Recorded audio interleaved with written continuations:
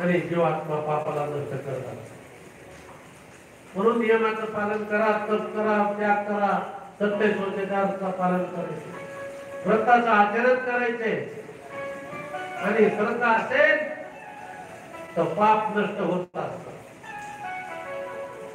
श्रद्धा नसेल आता काही काही ठिकाणी काय होतंय, आई साहेब म्हणते, पत्नी साहेब म्हणते पतीला आपल्याला भागवतच करावं लागतोय, नाही का अडचणी यायला लागल्या. त्याच्यामुळे आपल्या पूर्वजांचा माहेरच्या 3 पिढ्याचा उद्धार होतो, सासरच्या 4 पिढ्याचा गेलेल्यांचा उद्धार होतो, दोघांच्या बी आई वडिलांचं कल्याण होत आहे, आपल्या मुलांचं बी पुढे यश येईल, कल्याण होत आहे, धंदा पाण्यात यश येत आहे. म्हणून पत्नी हट्ट धरती पतीकडे.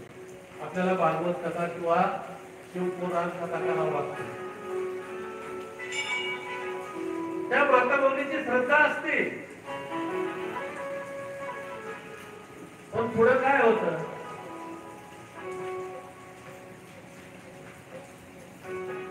म्हणून ती बायकोचं पत्नीचं ऐकायचं म्हणून ही करतात ते काही काही सगळे नाही बरं का, काही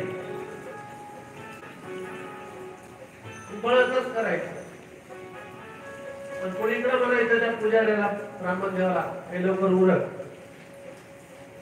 मला कामाला जायचं. देवाला भाव लागतो.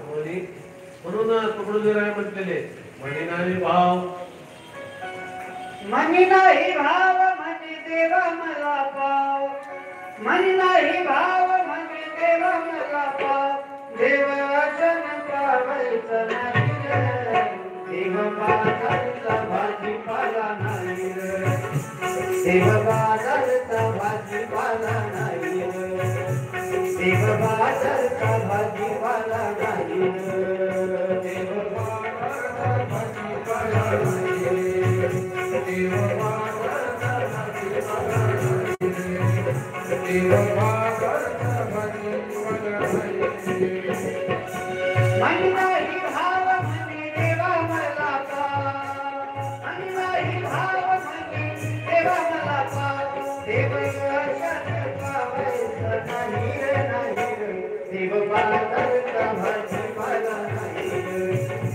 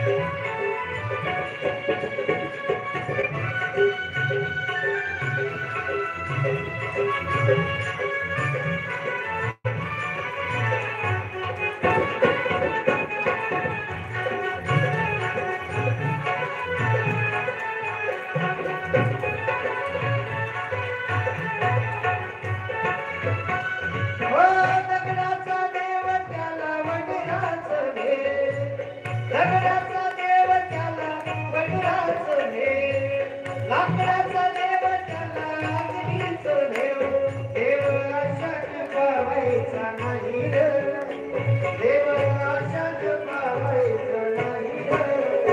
देव बाजारचा भाजीपाला नाही रे, देव बाजारचा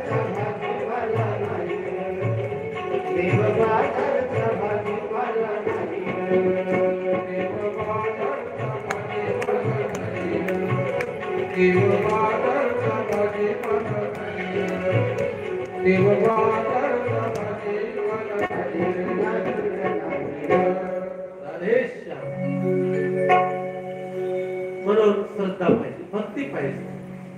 वरोपचारी भक्तीनं काय होतं, आपलं मेहनत व्यर्थ जाते, श्रद्धेनं करायचं. आणि भगवंताची एक सेवा आहे. जर आपल्याला कुठल्याही कार्यामध्ये विजय जर प्राप्त करून घ्यायचा असेल तर नारायण कवचाचे पाठ करायचे. कुठल्याही कामात विजय येणार.